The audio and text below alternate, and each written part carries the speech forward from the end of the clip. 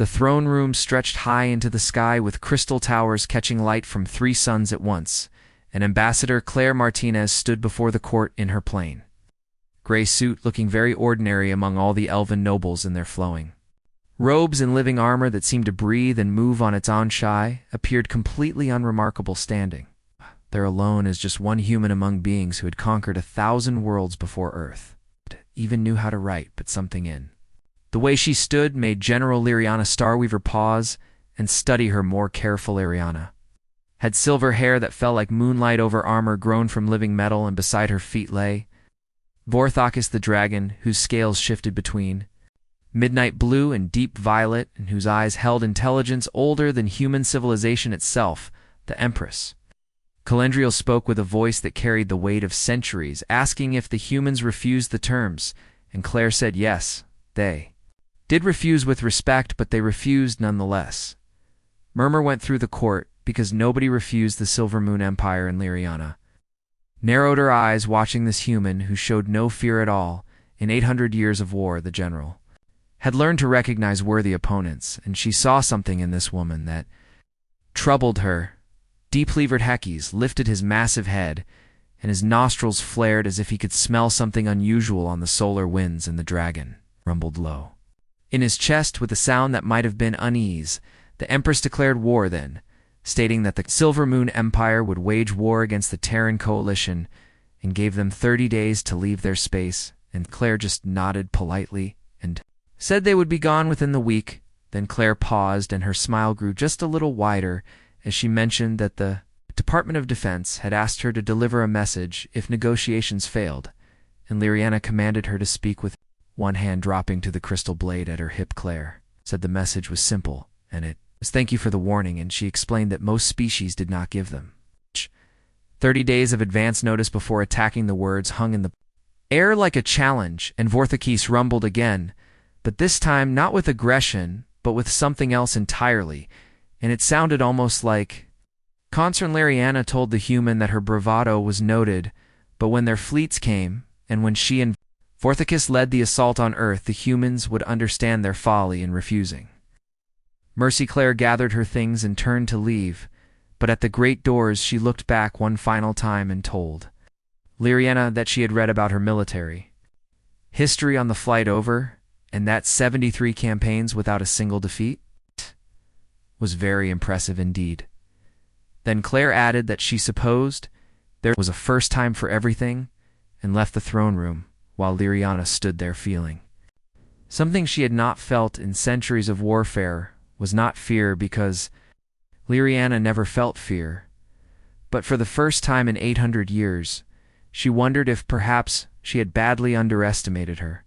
Oponin Vorthakis spoke then, and his voice resonated in the minds of everyone present, ancient and deep, saying that the human had seen war before, and not just any war, but real war. Liriana placed her hand on the dragon neck and said they would show the human what war truly meant, but even as she spoke those words, she could not shake the memory of Claire Martinez and that calm, friendly smile, the smile of someone who knew something that the Silver Moon Empire did not know yet, and the 30-day countdown had begun.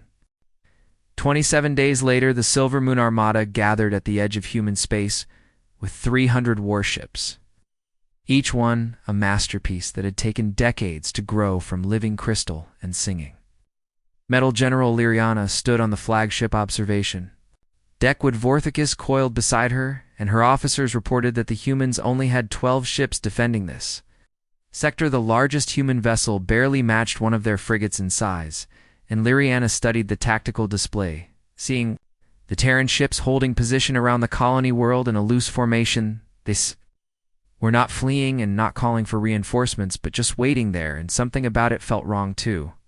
Liriana, so she asked Vorthakis what he sensed. The dragon focused his massive eyes on the distant lights that marked the human vessels, and said he sensed determination and readiness, and something else too. He sensed anticipation, and told Liriana that the humans were not afraid, but were anticipating something and waiting for it to happen. The human fleet commander appeared on the view screen then, and her name was Admiral Kate Brennan, with silver hair and a uniform bearing marks from previous conflicts that Liriana did not recognize. Behind Kate, The bridge crew worked with calm efficiency, showing no panic or desperate energy, but just professional focus, and Kate asked politely if Liriana would withdraw and return to negotiations.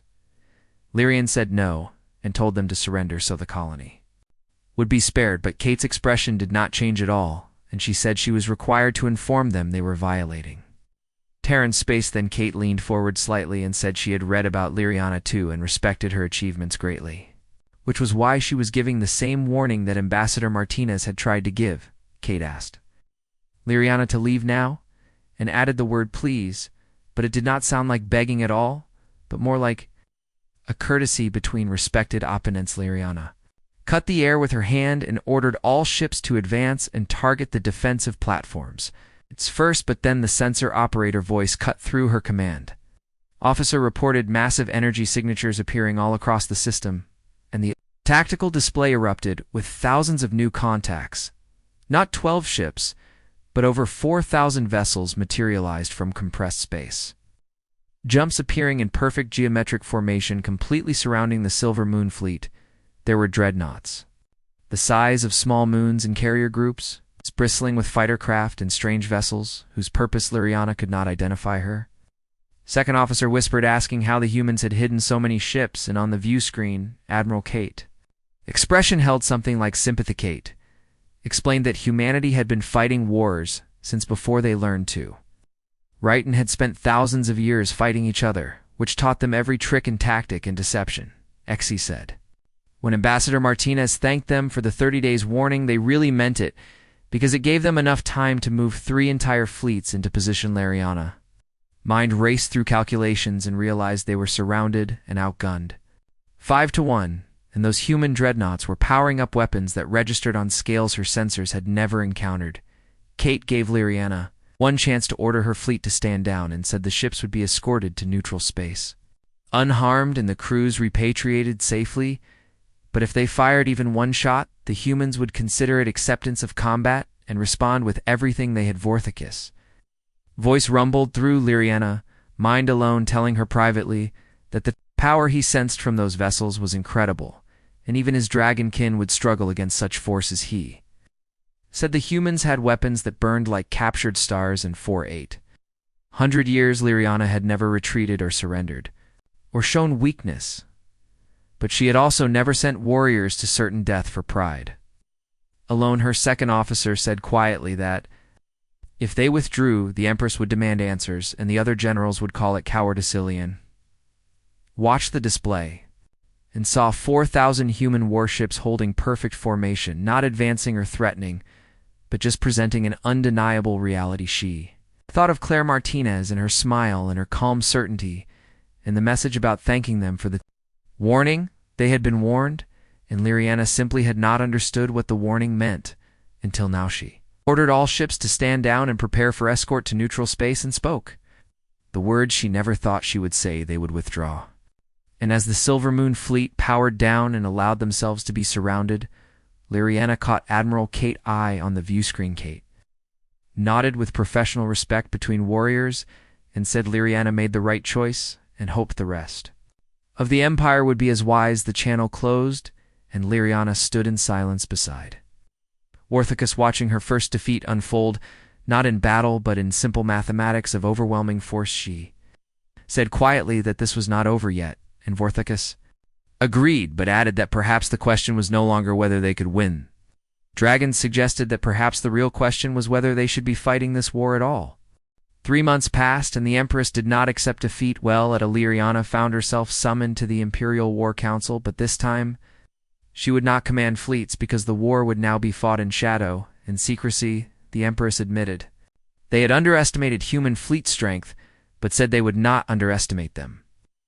Again, she ordered Liriana to take Vorthicus and the Shadow Legion to infiltrate colonies and destroy shipyards and eliminate leadership.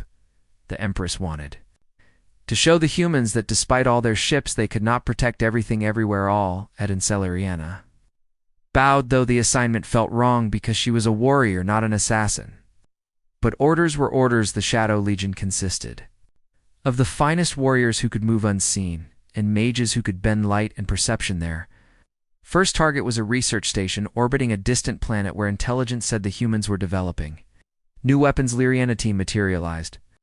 From folded space with ships invisible to scans and armor that phased through walls like ghosts, but when they reached the primary lab, they found it empty and not abandoned, but deliberately cleared, waiting.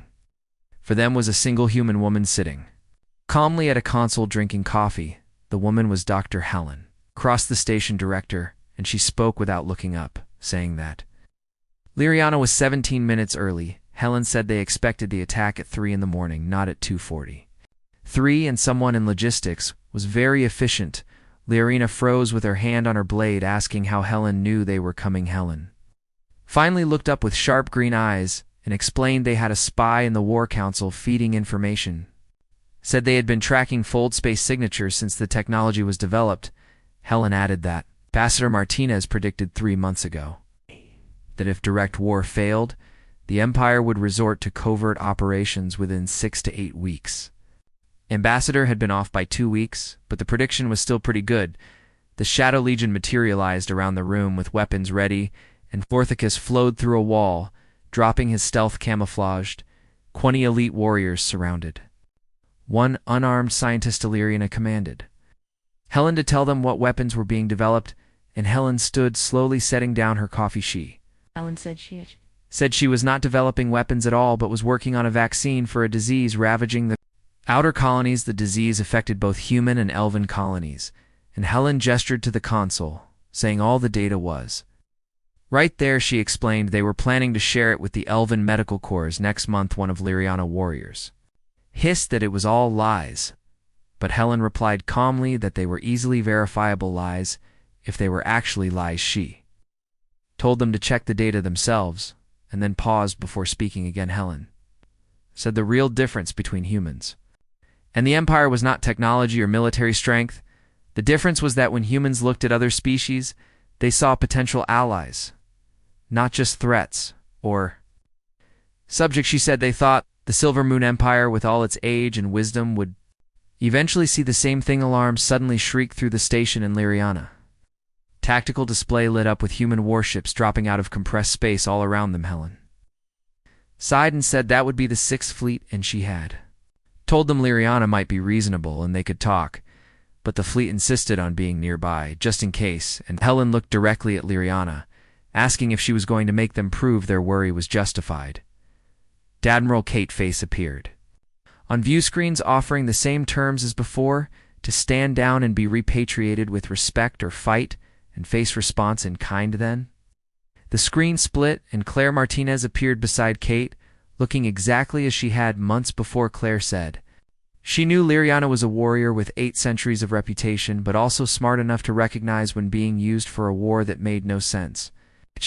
Asked if anyone in the Empire had questioned why humans built such a strong military in the first place. Claire explained there were things in the dark between stars that made both civilizations look like children playing at war. Humans had been fighting these things for 60 years, keeping them away from this entire sector. They got strong because they had to survive, and Claire said the Silver Moon Empire was ancient and powerful. Humans could use allies like that, but would not accept subjugation and would not surrender. Their ability to defend themselves and others on the station. Helen moved slowly toward her console, saying she would transfer the vaccine data to their ship with no conditions or strings. She said people were dying and medicine should not be part of warfare. Helen paused with her hand over the console and said she hoped Lyriana would ask herself why they would give away something valuable to an enemy. Maybe it was because humans did not want enemies, but wanted allies. Instead, Lyriana looked around at her Shadow Legion and at Vorthicus and at the human woman, calmly transferring life-saving data. She thought about the Empress orders and 800 years of service and what war was supposed to achieve for. The second time in her long life, she made a choice against everything she had been trained to do. She ordered her warriors to stand down and said they were leaving us. The Shadow Legion phased back through the station hull. Lyriana paused beside Helen, asking why she stayed when she knew they were coming. Helen smiled slightly and said someone had to try talking, because wars do not end when one side loses, they end when both sides decide to stop fighting. Helen extended her hand in the human gesture of greeting and respect. Liriana looked at the offered hand for a long moment, then clasped it, firmly saying perhaps next time they would not meet as enemies. Her ship folded back into darkness, carrying data that would save lives across both empires. Liriana realized something important for her.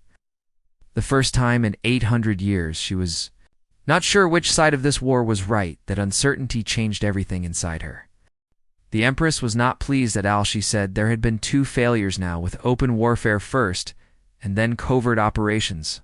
Both times Liriana had returned without victory, and the Empress wanted to know why. Liriana tried to report that the humans were more formidable than anticipated, but the Empress cut her off. A new figure emerged from shadows behind the throne, named Commander Selene Darkwater, who led deep intelligence.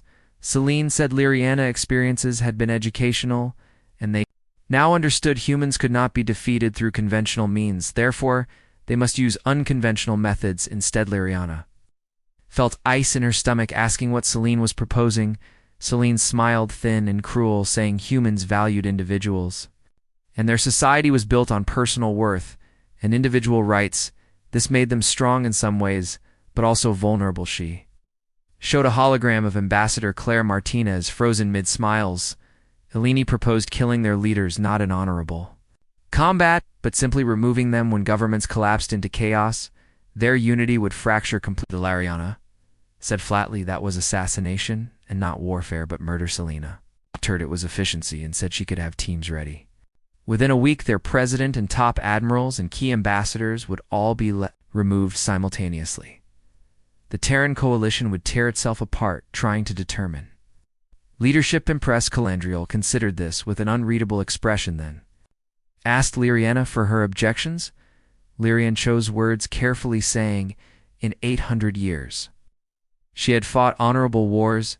This would make them no better than common criminals. The Empress replied coldly that honor was a luxury only the victorious could afford. She gave Selene authorization, but said Liriella would accompany her if Selene was right. Liriana would witness the collapse if wrong. Her experience might save lives. 2 weeks later, Liriana found herself on Geneva Station, where Ambassador Claire was scheduled to address the coalition assembly. Selene assassins were already positioned, invisible and armed with weapons that would leave no trace. Selene whispered through neural link that when Claire took the podium, she would die simultaneously. The president would die on Earth, and Admiral Kate die aboard her flagship. 16 other key leaders across human space would simply cease to exist. By the time anyone realized what happened, the chaos would be irreversible. Lirian watched through a window as Claire entered the hall, looking tired from months of failed negotiations, but she still smiled at the delegates and carried herself with calm confidence. Avoki's voice rumbled in Liriana. Mind saying the thing about humans was, they always surprised you. Claire took the podium and looked out at representatives from dozens of human worlds. She said simply that she knew many were afraid the Silver Moon Empire was vast and ancient, and powerful humans had fought them twice and won, but also learned something important. They were not monsters or evil, but people with their own histories and reasons and fears. Selene hissed through the link that there were 15 seconds to target elimination. Larian hand moved to her weapon, without thought, not to draw it, but just to feel its weight. Claire continued, saying she spent 3 months trying to understand why the Empire declared war. She thought she knew now, and said they were scared of what humans represented as a young species that got strong, quickly scared of a species that refused to bow to ancient authorities. They might threaten the Empire position in the galaxy. Claire paused and said the Empire was right to be scared, not because humans wanted conquest, but because they represented change. The galaxy, the Empire knew, for thousands of years, was shifting, and change was terrifying. Seconds. Selene counted down. Claire said she learned the Silver Moon Empire valued honor and strength and wisdom. Despite conflict, she believed they could learn to value partnership. Liriana moved faster than thought, and her blade struck the concealed assassin above Claire. The weapon clattered down harmlessly. The same instant, Vorthakis's mind blazed across the station, paralyzing every other operative. Alarms shrieked, and security forces appeared from everywhere. Liriana stood over the assassin body with blade raised, and every weapon pointed at her. Claire looked up at the window where Liriana stood and Their eyes met. The ambassador showed no fear or anger, but just a question in her expression. Asking why, Liriana's voice carried the weight of 8 centuries, telling everyone to stand down. Vorthicus released the psychic hold and Selena operatives collapsed unconscious, but Aliv Admiral Kate appeared beside Claire with weapon drawn, looking dangerous, but Claire raised a hand stopping her and said to let Liriana speak. Liriana descended through the hall past armed guards and stunned delegates. Until she stood before the podium, she announced she was General Liriana, Starweaver, who had served the Empire for 800 years without question or hesitation or doubt. Then she knelt in an act that sent shockwaves through both sides. She said she would not serve murder disguised as warfare. She would not serve fear disguised as strength. Empress sent them to kill everyone and break the government. Lorraine refused. Silence filled the hall, completely serene. Voice crackled over communications, calling it treason and betrayal of everything Liriana ever served, but Vorthocus rumbled that Liriana served what the Empire should be, what it once was before fear made it small. Claire stepped down from the podium and extended her hand to Liriana. Said softly that Liriana did not kneel to them, but stood beside them. Liriana took the hand and rose, feeling 800 years of certainty crack and fall. Awashi asked what happened. Now Claire smiled and said, "Oh, dear." Now they figured out how to prevent a war nobody actually wanted. Together in orbit, Celine watched her operation collapse. She had a choice to flee or try to salvage victory. She chose poorly and ordered her hidden fleet to target Geneva Station. If they could not have surgical victory, they would have total victory. She commanded them to destroy everything. 20 Silver Moon warships decloaked around the station with weapons charging. That was when the trap closed. Humans had known about Celine's fleet for days. They monitored every communication and tracked every ship. 3 battle groups had been waiting in compressed space. The sky lit up as 300 human warships materialized with weapons locked and shields raised, but they did not fire. Admiral Kate voice echoed, offering vessels 30 seconds to power down and surrender or be destroyed. The same offer and same terms and same respect. Selene ships outmatched and outmaneuvered, powered down one by one. The battle ended without a single shot fired. Claire turned to Liriana, saying this gave them evidence of mass assassination attempts. That would make negotiations very interesting. Galarian said the Empress would deny involvement and claim Selene acted alone. Claire asked if she would. Liriana said she did not know anymore. She thought she understood her empire, but now everything seemed unclear. Claire said now Liriana understood that empires could change just like people and dragons and everything. The question was whether the Empress wanted to change or double down on fear. Vorthocus laughed, ancient and knowing, saying that was a question they were about to answer. The meeting happened on neutral ground at a forgotten moon where ancient ruins predated both civilizations. Empress Calandriel agreed to negotiate in person after captured forces were returned and evidence presented.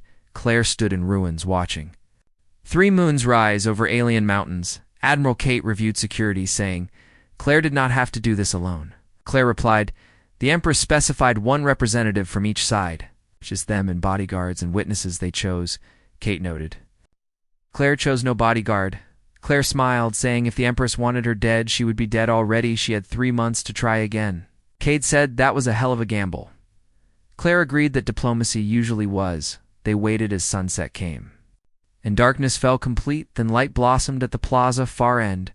Not harsh artificial light, but gentle glow of living magic. Empress Calandriel materialized from folded space. She came alone with no guards or advisors, just the Empress in silver robes flowing like captured starlight behind her. Liriana appeared with Vorthicus coiled at her side. The Empress said Claire requested this meeting, so here she was. Claire thanked her for coming. The Empress said to dispense with pleasantries. Humans had evidence of attempted murder in her government. They defeated her fleets and captured warriors and turned a decorated general against her. What more did they want from the Silver Moon Empire? Claire said nothing. The Empress blinked with composure. Cracking, asking nothing, Claire said they did not want territory or subjects or reparations or concessions. They wanted to stop fighting a war that benefited neither side, the Empress started to say. Claire was naive, but Claire interrupted gently. She asked how many ships had been destroyed in 3 months. The Empress narrowed eyes, saying, "None." "How many warriors killed?" "None." "How many worlds invaded?" "None." The Empress said loudly. The word echoed through ruins, but the Empire had been humiliated. At every turn, Claire corrected, saying, "No." They defended themselves. There was a difference. She stepped closer, saying she studied Silvermoon history. 3,000 years ago, they were not conquerors, but explorers and teachers and healers. They helped young species develop and guided them. What happened? The Empress said nothing for a long moment. Then slowly she moved to an ancient stone bench and sat. Suddenly she looked less like an immortal ruler and more like someone very tired. She said quietly, "They were betrayed 2,000 years ago. They helped a species called the Karate, gave them technology and knowledge and wisdom. Karate used it to nearly destroy them, drove them to the brink of extinction before they could be stopped. Empire learned that kindness was weakness. The only safety lay in dominance." Claire sat on another bench, mirroring her posture. "It's not submissive or challenging, but just talking," she said. "Humans had a saying that those who do not learn from history repeat it, but there was another saying: to those who live in the past, miss the present." The Empress asked what she meant. Claire said the Karate were not here now. Humans were here, and they were not the Karate. She asked if the Empress knew humanity. "Greatest strength," the Empress said. "Apparently it was their military." Claire said no. Humanity's greatest strength was spending thousands of years fighting each other and finally learning to stop. They knew every trick of warfare because they invented. Most of them, they knew every betrayal because they experienced them all. They knew strength without purpose was just violence. Violence without end was just extinction. Liriana spoke for the first time, respectfully but firmly. She said she served for 800 years, without questioning or doubting. But when ordered to murder civilians and assassinate leaders and wage war through terror, she realized she did not recognize the empire she served. "The Empress," said Liriana, "committed treason." But there was no heat in her words. Liriana said she committed loyalty to what the empire should be. Vorthicus raised his massive head, fixing ancient eyes on the Empress. He said he lived 3,000 years and remembered when her people first reached for stars. They were bright with hope. Then when did they become dark with fear? The Empress stood with composure, cracking further. She asked if they expected her to trust a species she barely knew, to abandon policies that kept them safe. For millennia to risk everything, believing this time would be different. Claire said yes, that was exactly what she asked. In return, she offered the same thing: trust and alliance and partnership. The Empress asked, what if she refused? What if she refused?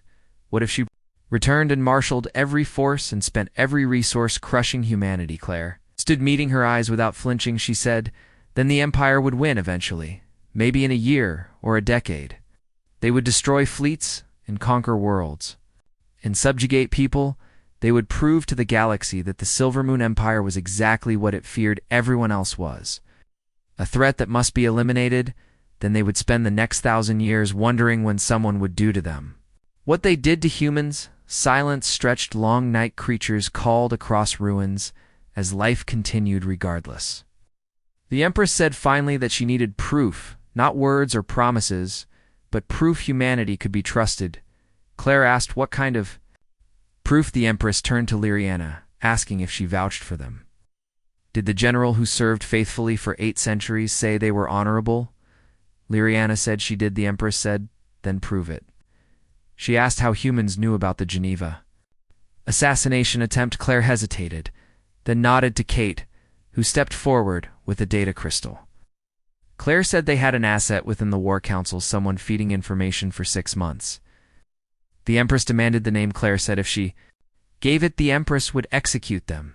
The Empress said undoubtedly she would. Claire looked at the crystal, then at the Empress. She said this was everything, every communication and document and intelligence that saved lives, including the source identity. She held it out, saying she was giving it unencrypted and complete because the Empress asked for trust, and trust required vulnerability. The Empress stared at the crystal like it might explode. She asked if Claire would betray her own asset.